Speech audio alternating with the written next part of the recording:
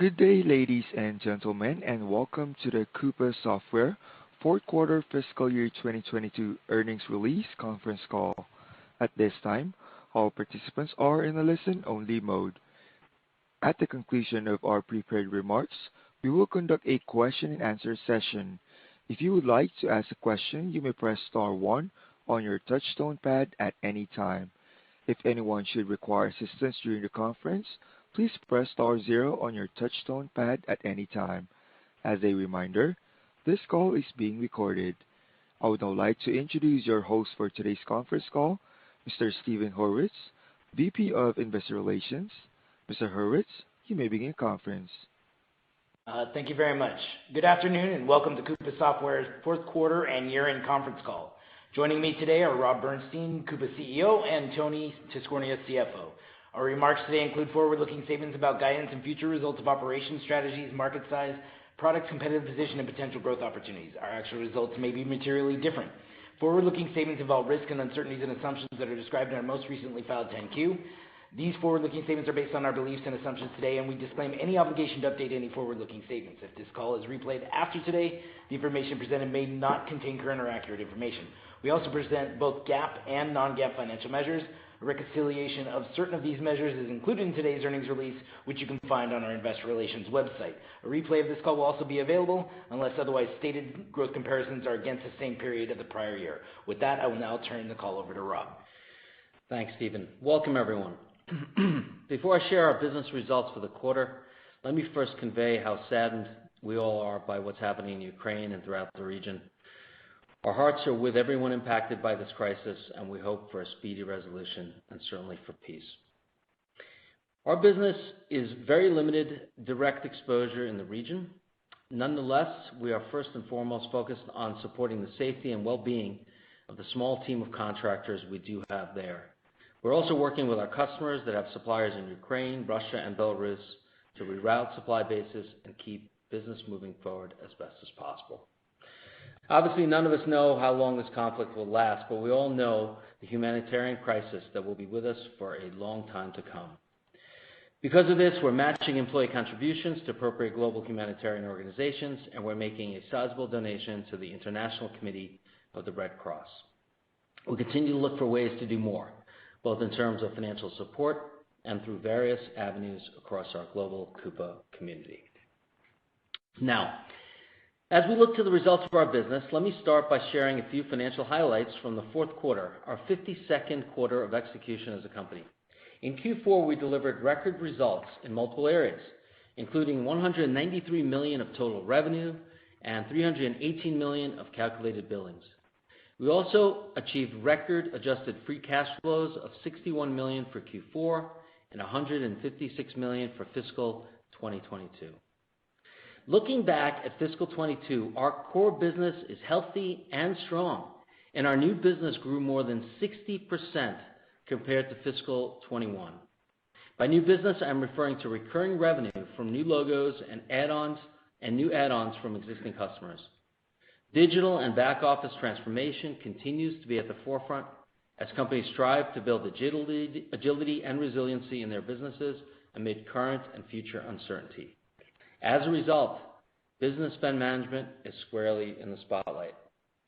Amid these market dynamics, we've grown our community to include well over 2,500 customers, more than 3,000 employees, and over 7,000 trained consultants, all working together to unlock vast amounts of business efficiency. Our fully cloud, highly scalable core transactional platform is unmatched in the market. We continue to capitalize upon our market leadership position to create a platform the likes of which has never existed in our industry. This is exactly how it is, not how it might be. Before I dive further into our business updates, let me take a moment to expand on the opportunity we believe lies ahead. We have a massive total addressable market. We have a clear vision and strategy. We have a history of successful execution. And finally, we have a rich portfolio of untapped growth vectors that we are maniacally focused on addressing. Let me lay them out for you.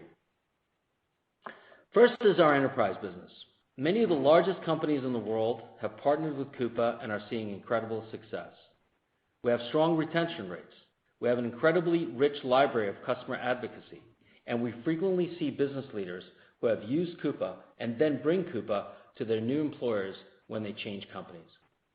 Even with incredible organizations such as Amazon, BMW, Procter & Gamble, Unilever, and Walmart already among our community of customers, our core penetration into the Global 2000 is still below 20%. Next, we have our mid-market segment. Tens of thousands of mid-market companies around the globe are in the process of taking their first steps into the world of digital transformation. We're seeing meaningful growth in our mid-market business over the last 2 years, and with less than 2,000 mid-market customers in our community thus far, we're in the very early stages of penetration in this segment. Another exciting growth area is geographic and sector expansion. We already have a strong presence in the U.S. and in Europe. To build on our presence, we have been meaningfully investing in Latin America and Asia Pacific and are starting to see some early success and momentum in these regions.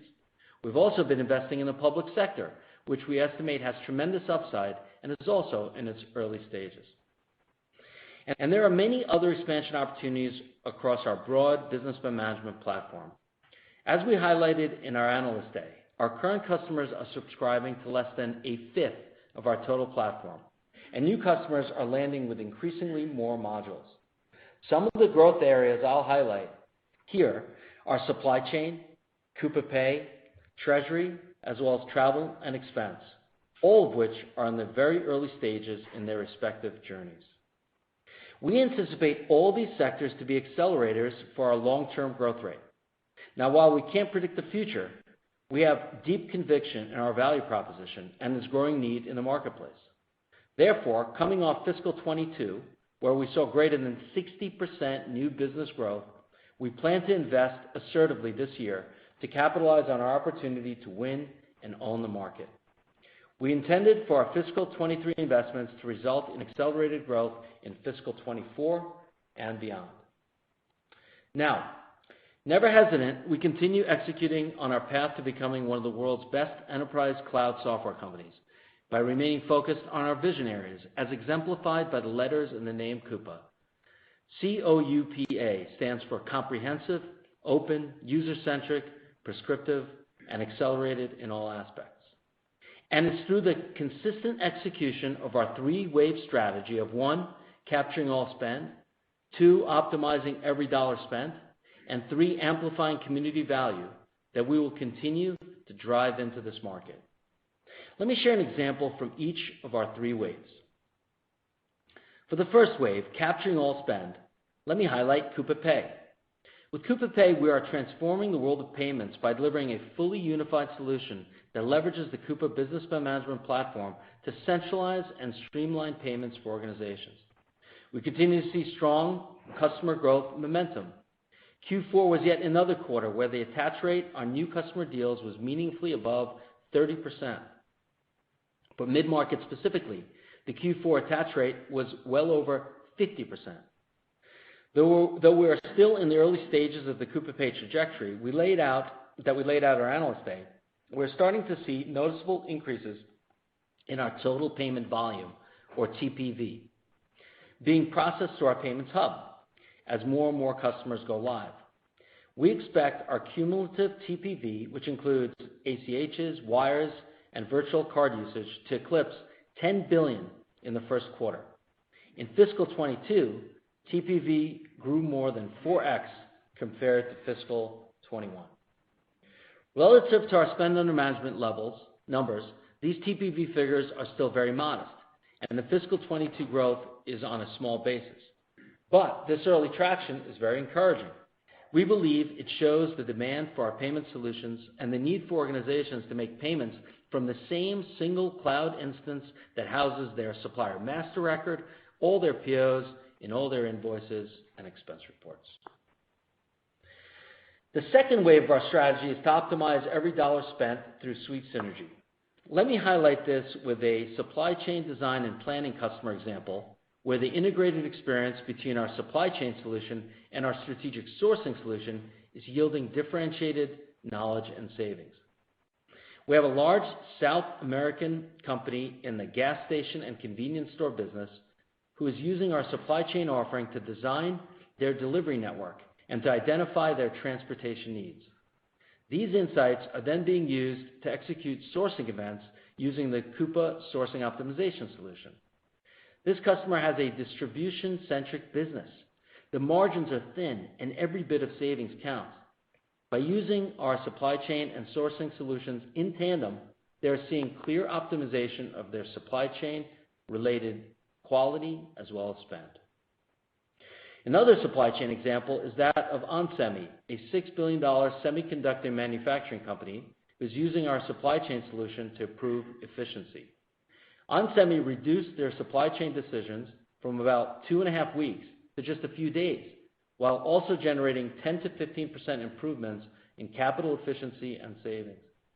This reminds me of the story IKEA told at our Accenture event last summer about using Coupa's platform to unsilo their supply chain and sourcing teams to shorten the time it takes to make actionable decisions. IKEA was able to reduce their average decision-making time from 5 days all the way down to 5 minutes. These are great examples of how having access to the right data to drive business decisions increases efficiency and reduces costs. Spend optimization, our second wave in action. Our third wave is all about amplifying community value. Community.ai combines the power of AI with human connections, the key to unlocking business value. With our cumulative spend under management now at more than $3.3 trillion, real-time spend data is being analyzed to prescribe ways for our customers to be more efficient, profitable, and sustainable. Let me share some examples. Saint-Gobain, a global multi-billion-dollar manufacturing company, is leveraging community data to reach its goal of being carbon neutral by 2050. They have reduced transport emissions by an average of 13% and in some cases by as much as 60%. CHEP, a pallet and container pooling company, has used Koopa to help improve the efficiency of their supply chain, reducing CO2 emissions per unit of delivery by 33%. The American Red Cross is using context-aware prescriptions to increase spend with diverse suppliers, thus far by 37%. Community.ai represents the third wave of our company's strategy and is unlike anything ever contemplated at scale within the enterprise software industry. It truly unites businesses like never before to better discover, decide, and deliver success, making all of our customers smarter together. To tie it all together, let me finally share a great example that elegantly incorporates all three waves of our strategy simultaneously. Let's look at Coupa Travel and Expense. Historically, companies have relied on cumbersome, siloed travel tools that don't provide any real insight into their travel spend. With our new Travel and Expense release last month, we have given our customers a user-centric solution designed to maximize program adoption.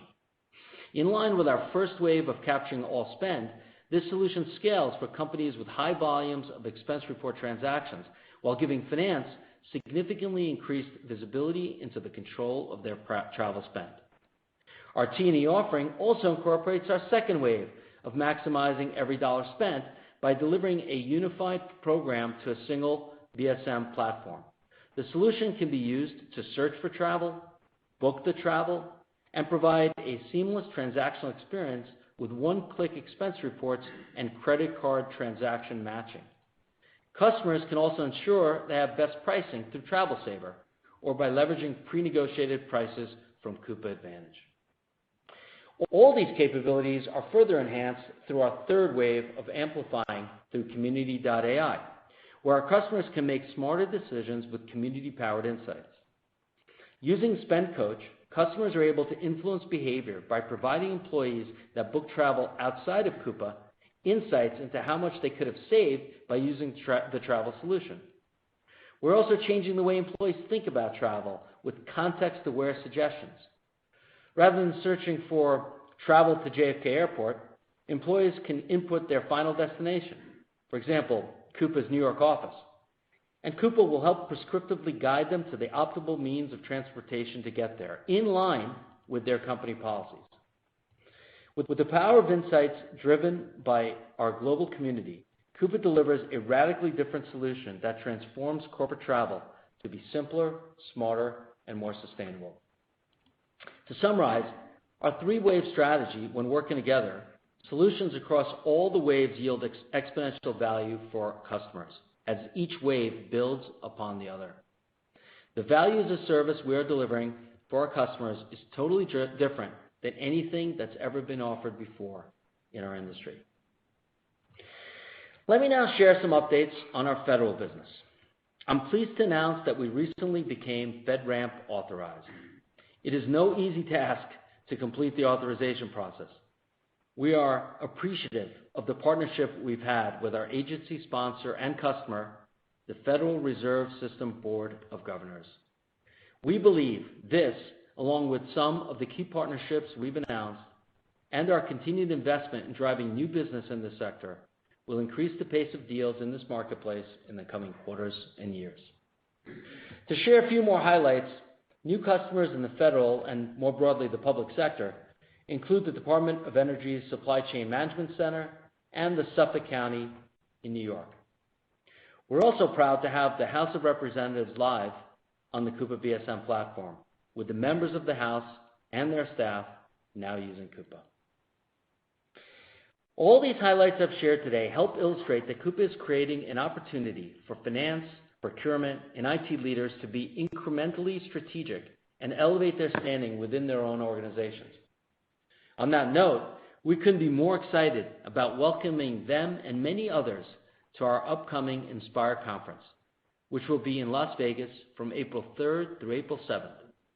There, the business by management community will have the opportunity to share case studies, interact, brainstorm, strategize, and partner on driving valuable transformational change. Due to the COVID pandemic, this will be our first Inspire conference in 3 years and our 8th overall. It will also be the first time that procure to pay, supply chain, treasury, and payments, all part of the Coupa platform, will be unified at the same conference. We're excited to be welcoming 3 fantastic keynote speakers to the event in Las Vegas: Barbara Corcoran to speak about innovation, John Taffer to discuss teamwork, and then Sylvester Stallone to inspire us. We look forward to welcoming you. Before I share our MVP awards, let me provide you with an update on our supply chain design and planning integration. We continue to be excited by the significant value that we are bringing to our customers through this offering. As I mentioned before, oftentimes deals that don't currently include supply chain now are still being influenced by the fact that we have supply chain as part of our portfolio, especially for large enterprise deals.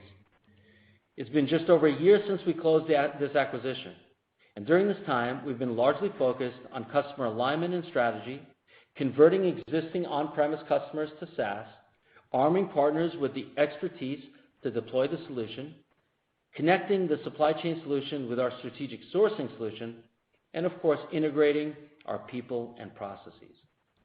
As we look ahead, we plan to focus on integrating supply chain with our risk solutions and our community AI capabilities.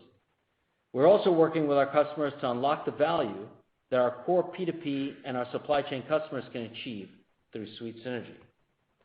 As we continue on pace along this timeline of integration for supply chain that we originally shared at the time of the acquisition, we're excited about our progress to date, and most importantly, the clear growth opportunity we see in the coming quarters and years. Now let's move on to this quarter's MVP award winners, who best exemplify our values as voted by our colleagues across the world.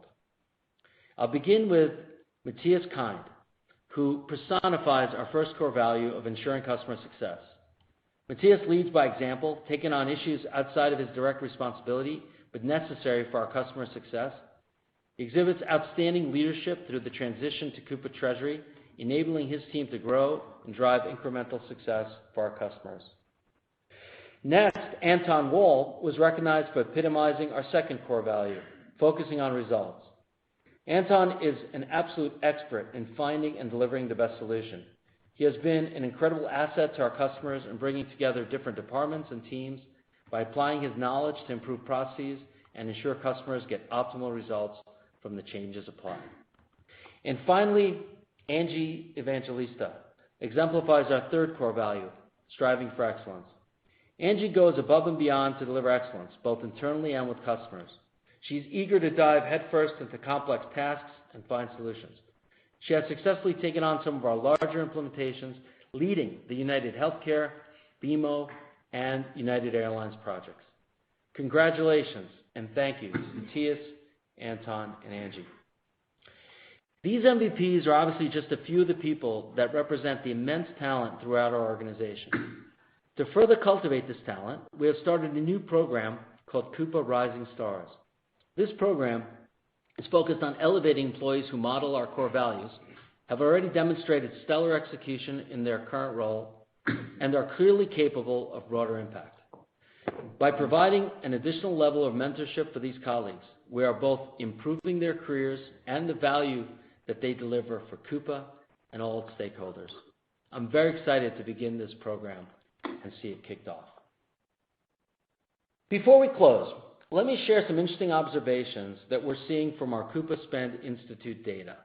We analyze data across our Coupa community to give us insights as to what's happening in the global economy, specifically around what's happening with Ukraine and the global community. While it's still early, here are some of the indications we're seeing. Our data is on-the-ground proof of international economic support for Ukraine. Businesses outside of Russia and Belarus are accelerating their shipments to Ukraine, especially in key supporting sectors. In just 1 month, within our Coupa community, warehouse and distribution services jumped 300%, healthcare services climbed 189%, manufacturing and industrial processing shipments increased 44%. Again, these are early data points, but they show a singular truth. Business spend is powerful, and when we are united by the power of spend, we can drive tremendous change. We'll, of course, continue to look at these numbers and share them as we go forward. In summary, we have what it takes to win this massive business spend management market. We have a wide portfolio of rich growth vectors, many of which are very early in their journey. We have a winning three-wave strategy. Our vision is comprehensive, open, user-centric, prescriptive, and accelerated in a way that has never been attempted, let alone achieved in our industry. And we're proud to have some of the most talented, thoughtful professionals in the world as colleagues and partners. With these pieces in place, it's all about continuing our proven track record of execution and reaching new heights. With that, let me hand the call over to our CFO, Tony Tiscornia. Thank you, Rob, and good afternoon, everyone. As Rob highlighted, we delivered strong top and bottom line financial results for the quarter and year. Our core business across enterprise and mid-market is healthy, strong, and growing rapidly. During the fiscal year, we grew new business in excess of 60%, which we define as new recurring revenue from new customer logos and add-on transactions. We also continue to deliver strong margins and cash flows. Our free cash flow margin for both fiscal 22 and fiscal 21 was 21%. We also delivered 12% non-GAAP operating margins for the year. As we look ahead to fiscal 23 and beyond, we have a large total addressable market, the market-leading solution, and a broad portfolio of levers to drive rapid growth. With the year well underway, we are excited about our business and our future. With that, let's discuss our Q4 and fiscal 22 results. Calculated billings for Q4 were $318 million, a year-over-year increase, organic increase of 25%, after backing out the $15 million of one-time opening deferred revenue from the LLamasoft acquisition. Total revenue for the quarter was $193 million, and subscription revenue was $173 million, up 28% year over year. Non-GAAP gross margin was 75%, in the range of our midterm target of 74 to 75%. Q4 non-GAAP operating income was $28 million, or 14% of total revenue, and non-GAAP net income was $14 million, or 19 cents per share, on approximately 77 million diluted shares. Q4 operating cash flows were $64 million, and adjusted free cash flows were $61 million. Cash at quarter end was $729 million, an increase of $62 million from last quarter. For fiscal 22, calculated billings were $855 million, an increase of 33% versus the prior year. Total revenue was $725 million, an increase of 34% versus last year. And subscription revenue was $634, up 35% from last year. Non-GAAP gross margin was 72% for the year. Non-GAAP operating income was $89 million, or 12% of total revenue. And non-GAAP net income was $63 million, or 83 cents per share, on approximately 76 million diluted shares. Fiscal 22 operating cash flows were $168 million, compared to $78 million last year, and adjusted free cash flows were $156 million, compared to $114 million last year. In fiscal 22, we delivered Rule of 40 results of 55%. We continue to demonstrate our ability to drive rapid growth with strong cash flows. As a reminder, we define Rule of 40 as the trailing 12-month revenue growth rate plus the trailing 12-month adjusted free cash flow margin. Growth in our core business is healthy and strong. Let me share a few key data points. For fiscal 22, as we noted, new business grew more than 60% compared to fiscal 21. The number of customers with annualized subscription revenue greater than $100,000 was 1,370 at the end of the year, compared to 1,082 a year ago, an increase of 27%. Also, we ended the year with $1.3 billion in total RPO, a 35% increase over last year. Of that, current RPO growth was approximately 33% compared to a year ago. Our robust RPO growth metrics are illustrative of the strength in our core business and new business growth. We continue to see robust engagement and partnership with enterprise-sized customers and prospects coming out of COVID, and our deal sizes continue to increase. We also continue to be increasingly excited about our mid-market business, which represents about 40% of our total addressable market and has been growing rapidly the last 2 years. With that, let's now turn to guidance. Let me start by sharing a few key items of note that should be considered with our guidance. First, as we head into fiscal 23 with strong new business momentum and our largest pipeline ever, we plan to continue investing across our business to drive increased top-line growth in fiscal 24 and beyond. Non-GAAP sales and marketing expense as a percentage of revenue was 32% for Q4 and 31% for fiscal 22, compared to our midterm target range of 36 to 38%. Our strong sales efficiency metrics and the overall leverage and scale in our agile financial model give us degrees of freedom to invest for growth while continuing to deliver strong margins and cash flows. Next, we believe the revenue metric that investors should focus on is subscription revenue. When we acquired LLamasoft 5 quarters ago, professional services and other revenue spiked. LLamasoft historically performed their own customer deployments and generated a significant amount of license revenue associated with their legacy products. We are primarily focused on the subscription aspect of the business, and we are also continuing to enable our GSI partners to perform supply chain deployments in alignment with our partner-led model, which is a key element of our strategy. Therefore, by design and in keeping with our stated intent, professional services and other revenue will continue to decrease as a percentage of total revenue. With that, I'll now share guidance for Q1 and fiscal 23. For Q1, we expect subscription revenues of between $171 and $173 million, and professional services and other revenue of approximately $18 million, yielding a total revenue expectation of between $189 and $191 million for Q1. Note that we recognize subscription revenue using the daily method.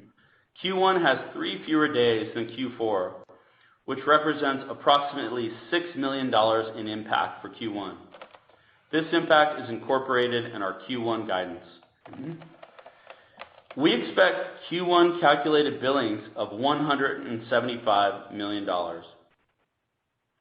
Moving down the income statement, we expect non-GAAP gross margin of approximately 71%, lower than Q4 in part due to the $6 million impact of having 3 fewer days in the quarter. We expect non-GAAP operating income of $6 to $8 million and non-GAAP net income of $3 to $5 million, resulting in non-GAAP net income per share of 3 to 6 cents on approximately 86.5 million diluted shares from the quarter. Now, with regards to the share count, please note that compared to Q4, the significant increase in the number of diluted shares used to calculate non-GAAP EPS is driven by the adoption of a new accounting standard, which requires a new methodology for calculating dilution associated with our convertible notes. Until now, we were previously using the treasury stock method. Pursuant to the new pronouncement, we'll be using the if converted method. This is purely a go-forward accounting change. We expect Q1 adjusted free cash flows of approximately $15 million, coming off the strong collections finish we had in Q4. From a cost perspective for Q1, keep in mind that we will be hosting our in-person Inspire conference in April in Las Vegas, our first in 3 years. This will increase OPEX on a year-over-year basis for Q1 and also for the year as we return to hosting customers, prospects, and partners in our offices, and our colleagues begin to travel more frequently for business. Now let's move on to the full year fiscal 23 guidance. We expect subscription revenue of between $756 to $760 million. This guidance represents a 20% increase in subscription revenue for fiscal 23. We also expect professional services and other revenue of approximately $80 million, or 10% of total revenue. This yields expected total revenue of between $836 and $840 million for fiscal 23. As we continue to invest in our business to drive growth, we expect a non-GAAP gross margin for the year of approximately 71% and non-GAAP operating income for the year of $25 to $29 million, resulting in non-GAAP net income per share of 15 to 19 cents on approximately 88 million weighted average diluted shares. That concludes our prepared remarks. We'd now be happy to take your questions. Operator? Thank you, Mr. Ford. Ladies and gentlemen, if you have a question, please press star 1 on your touchtone telephone. First question comes from the line of Gabriela Borges from Goldman Sachs.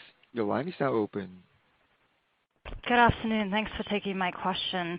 Either for yourself, Rob, or for Tony, help us understand the disconnect that we're seeing in terms of the strong pipeline and the commentary that you gave on the core business being healthy versus what looks to be deceleration in organic growth for fiscal year 23. So maybe just a little bit of color on what you're seeing on the ground in terms of digital transformation and competition. Thank you. Sure, Gabriela. Thanks for the question. So when we look at new business, that in let's say the COVID year, from the COVID year to last year grew in excess of 60%. So we feel like we have a really strong core business, particularly as it pertains to subscriptions themselves. We see more and more customers adding on subscriptions at higher price points around the world. So we feel really good about that. When we look at pipeline, we have the largest pipeline we've ever had as we go into the year. Having said that, there's obviously plenty of uncertainty out there, and we really pride ourselves on saying something and delivering on it, and we're not going to change that approach. But generally, we feel really good about the health of the business and all the vectors that I shared. Thank you for the call. Next one on the queue is Raimo Lenschow from Barclays. Your line is now open. Hey, thank you.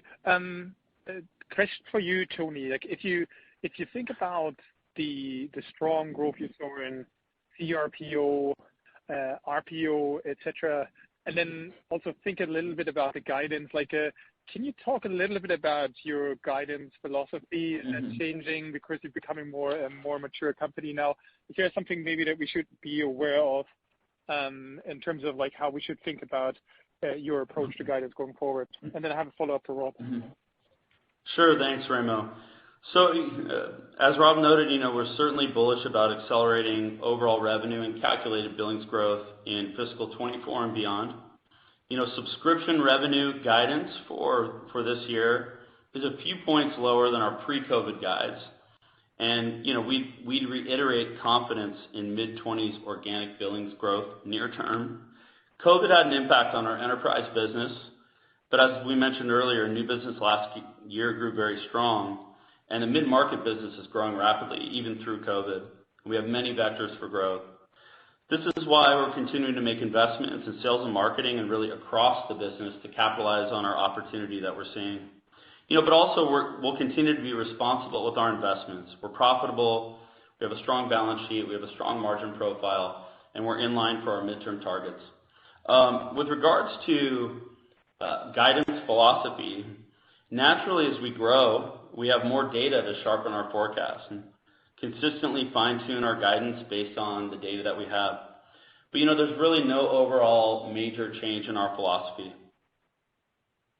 Okay, thank you. And then, Rob, can you talk, in the past you talked a lot about Coupa Pay, like it's, what I hear from the field is still kind of, there's a lot of momentum there. Can you just speak to that a little bit?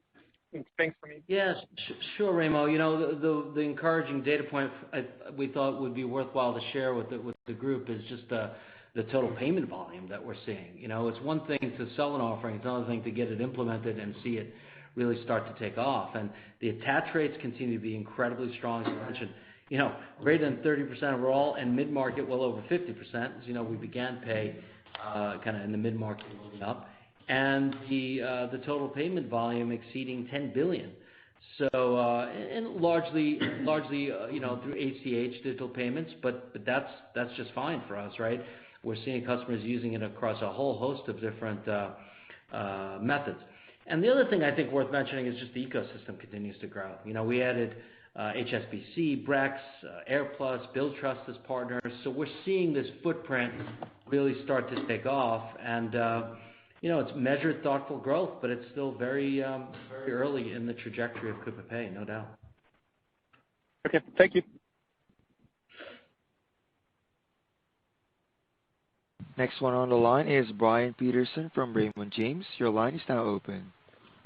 Hi, gentlemen. Thanks for taking the question. So first off, we saw the margins come in nicely above expectations this quarter, last quarter, but it looks like the guidance is maybe a little bit lower than we had modeled. I'd be curious, how did the hiring trends compare last year versus what you're expecting in fiscal year 23? Any way to kind of stack order rank some of the investment priorities for next year? Well, it seems like there's two components to that question, Brian. So in terms of hiring, continues to be measured, thoughtful. There's obviously a major game of let's call it musical chairs that's happening in the world at the moment, and we're using that as an opportunity to attract the very best talent that's going to be with us for the longer term as we build up our team, and that goes across all departments from sales, marketing, services, operations, and the like. But I'll let Tony connect on the margins point. Thanks, Brian. So with regards to gross margins, first, as I noted in my prepared remarks, for Q1, we have the impact of 3 fewer days, which reduces the steady state subscription revenue by $6 million. We have this every year. When you look at the full year, we delivered 72% gross margins for fiscal 22. Given the agility and resiliency of our P&L, we're giving ourselves degrees of freedom to invest for accelerated growth in fiscal 24 and beyond. Of course, we update our models each quarter, and we have levers that we can push and pull on depending on the progress we're seeing from our investments, but that's really the logic there. All right. Again, if you would like to ask a question, please press star one, and please limit yourself to only one question. Next one on the queue is Alex Zukin from Wolfe Research. Your line is now open. Hey, guys. Thanks for taking the question. So I think the disconnect here is that we're hearing some really positive momentum around new business growth. We're seeing, some solid billings numbers in the quarter. And I think everybody's trying to figure out, is there something in the retention dynamics of the core business that we just didn't account for that's getting level set? Is there a higher degree of conservatism that we need to account for? Because there's kind of some aspect of we're all trying to figure out, the guide. And I think for the margins, you talked about clearly this is an investment year. Clearly there's a reopening impact to the expense profile. And you talked about accelerating growth in fiscal 24 and beyond as the potential to come from this investment. But is there also kind of a commitment that this is trough from a margin perspective and we'll start to meaningfully go up from here? Mm-hmm. Thanks for the question, Alex. This is Tony. So yeah, you're right. I mean, if you look at our CRPO numbers, our total RPO numbers, new business growth, really what that illustrates, I think, is core Coupa new business subscription deals have performed very strongly, right, in this last year. On top of that, Rob laid out all the different vectors for growth that we're focused on as we go into next year. There certainly is not any issue with retention rates. Our gross renewal rate was still in that range of 94 to 96%, and our dollar-based expansion was a little bit north of the 110 to 112 range. I think really there's a dynamic here where in the year of COVID, in calendar 20 and fiscal 21, especially in the enterprise, it was a difficult year, right? And when you're going along with the totality of the install base and the run rate of calculated billings and revenue at a larger and larger size, when you have a year like that that's a bit depressed because of the circumstances, it takes multiple years of outsized new business growth in order to kind of recover and get back onto the original track, right? In fact, earlier today we did a little bit of a math proof on the whole thing, and I think it makes a lot of sense. So we also saw that with some other companies looking back historically as we were doing our homework, like around the 2008 financial crisis. So certainly we're focused on investing in our business, and our margin profile and cash flow profile is very, very durable and strong. It just takes a couple years to come out of that dip year that we had, and I think ultimately that's the story. Next one on the queue is Brad Sills from BofA Securities. Your line is now open. Oh, great. Thanks for taking my question. Well, wanted to ask, Rob, your thoughts on reopening and what impact that might have on the business. Is that something that you feel could be a positive tailwind for the BSM category as employees get back to the office? Mm-hmm. A key use case for procurement is to purchase, supplies, computer equipment, furniture, et cetera, for employees that are in the office potentially. Just curious to get your thoughts on as we get into reopening, what impact that might have on the business. Thank you. Sure. Thanks, Brad. I think the answer is yes. I don't think it's as much about office supplies in those categories. In the $3.3 trillion in spend volume, office supplies and whatnot represent a relatively small portion. But overall control of spend in office from a demand perspective is something we are looking forward to. I would also say in a feet on the street perspective, right? So being able to close some of our larger transformational deals in the enterprise does, in fact, call for shaking real hands and arriving in real locations and having communications around how to set up centers of excellence and how to deploy best practice solutions. We think it's also going to help us continue to scale our mid-market business. We're putting we believe the right sales capacity in place against this post-COVID kind of replatforming that we're anticipating. And we're also pushing for a tipping point in the overall category awareness of business spend management. To the earlier question of people that we're hiring, just this last quarter, a significant amount of people came to us because they've heard of the category and us being a leader in the category. So we're working toward that tipping point as well. And that's, of course, not to mention the armies of systems integrators that we want to continue working with on the ground to get larger scale deployments and our overall assessments or evaluations of such deployments back on the ground. So both push and pull, we anticipate some positive things happening from the reopening.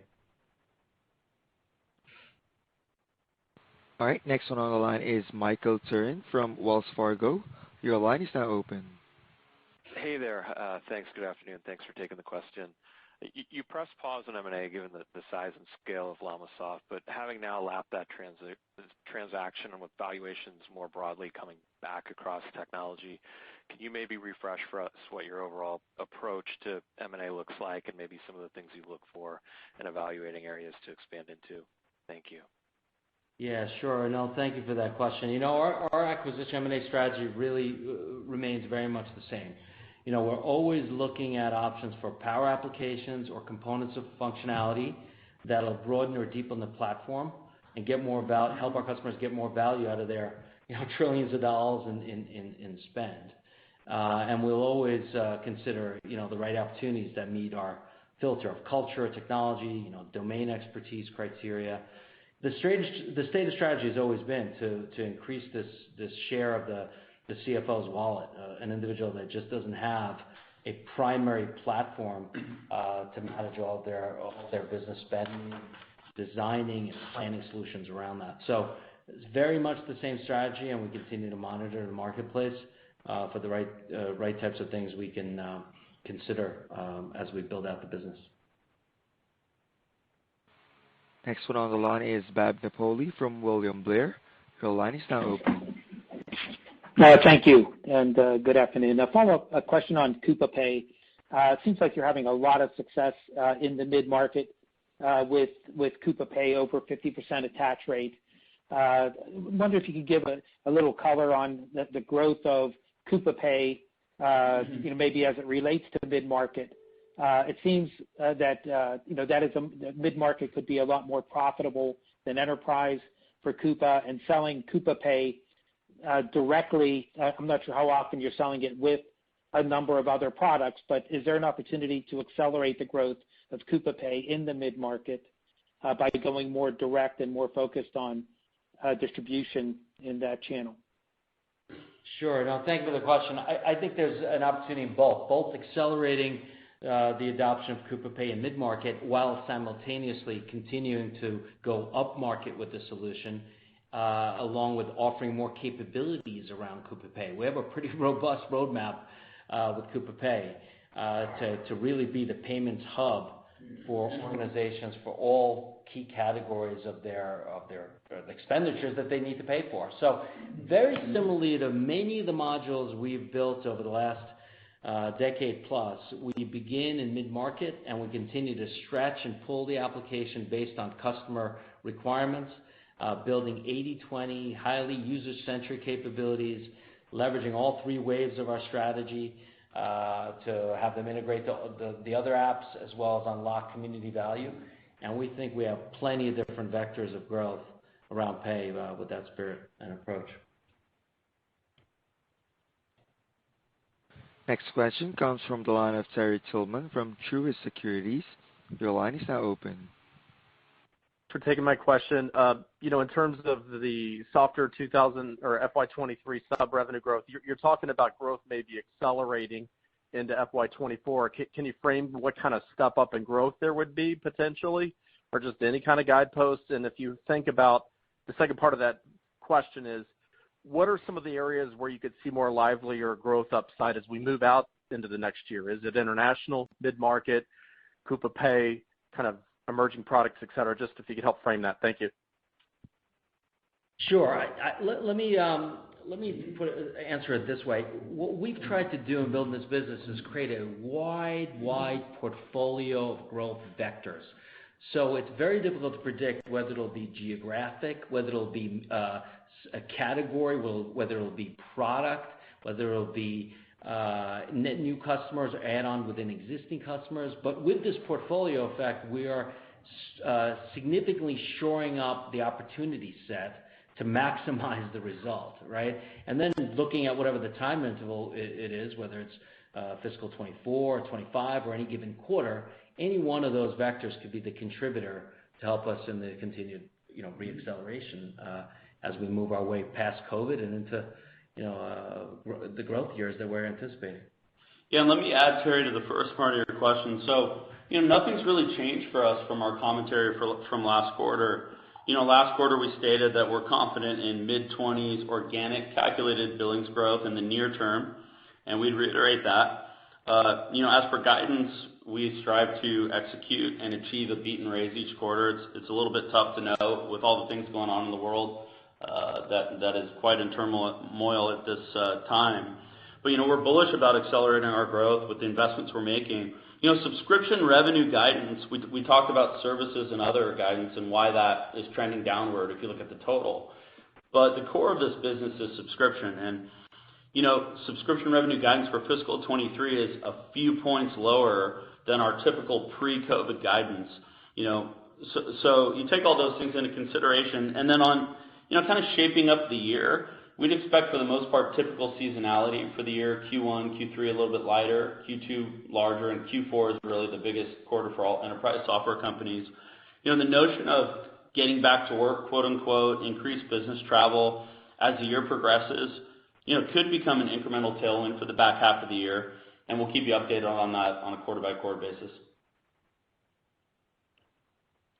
Next question comes from the line of Ryan McDonald from Needham. Your line is now open. Thanks for taking my question. Rob, wanted to dig deeper into the largest pipeline ever commentary, and maybe you can parse out sort of what you're seeing in terms of mix between late stage and early stage pipeline. And then how do you think the return of Inspire being in person can help unlock more pipeline or help maybe accelerate the conversion of that large pipeline into billing? Thanks.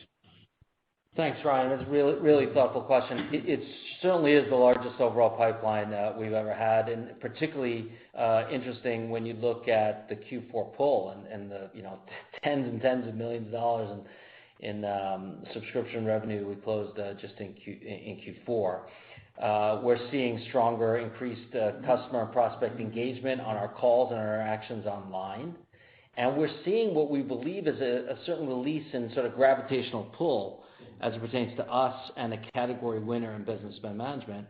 And, without making a direct prediction, I would certainly like to see our Inspire conference where we anticipate, a reasonable amount of folks coming out of COVID and wanting to be together across all areas, from procurement to treasury to supply chain to all the other areas we support, coming together to help move that pipeline from early stage all the way through to pre-close and close. So I think it bodes well for us, and I'll tell you, Ryan, I can't wait for the conference, and again, welcome everyone on the line to join us in Las Vegas. Next question comes from the line of Steve Koenig from SMBC. Your line is now open. Hi, gentlemen. Thanks for taking my question. Rob, I'm wondering how you might think about, in terms of what you're seeing, how inflation is affecting the customer imperatives for back office investments, and particularly procure to pay investments, either positive or negative. Kind of what are the puts and takes here as you talk to customers? Thanks very much. Yeah, thank you for that question. I honestly can't point to anything, as I often say, statistically significant as it pertains to that. When I think back to the fourth quarter and the momentum and interactions we had in our deal closes, they were all oriented toward helping companies get back to controlling their spend, maximizing every dollar spent, resiliency, sustainability, all their key initiatives and how we map to that. Inflation is obviously a factor for all of us, but I can't say that there was anything, significant that came up in the dozens of interactions I had that would be worth calling out here. Okay, thanks, Rob. Next one on the queue is Brent Bracelin from Piper Sandler. Your line is now open. Good afternoon. Thanks for taking the question here. I wanted to zoom out a little bit on the subscription growth outlook. I think the 5-year average is 40%, 2-year average is 35%. You're guiding to 23% in Q1 and a full year guide that implies further moderation to 20%. What's changed relative to the growth outlook this year? Or are the acquisitions not contributing to growth as much as expected? Is this just all large enterprises stalling and not seeing a comeback? Has the close environment shifted in the last 2 weeks post-Ukraine? I ask this because Gartner is actually forecasting the supply chain management software industry to actually accelerate this year versus your guidance of a further slowdown. So just trying to understand what's changed, and how we should think about those levers to driving acceleration. Sure. Thanks for the question, Brent. So, first of all, I'd say nothing has changed. I mean, if you look at our subscription revenue guidance for Q1, it's actually in the 19 to 20% range, right? And that's consistent with 20% for the year. On top of that, you layer on the fact that it's tough for us to predict the future, especially in a tumultuous environment in the world that we're in. But we historically modeled to try to achieve a beat and raise. We were talking last quarter about mid-20s organic calculated billings growth, and obviously calculated billings comes in advance of revenue. So consistent for Q1 in the year. Our model hasn't changed, our approach hasn't changed. And I think with supply chain, we're well along the path of our stated kind of integration timelines that we discussed. I mean, certainly in the near term, when you consider for total revenue, professional services going down, for going to partners, right? Our GSI partners, a key part of our strategy. We're being very successful in converting license contracts to SaaS contracts. So that's certainly a part of the near-term impact on revenue and billings that we're building into our model.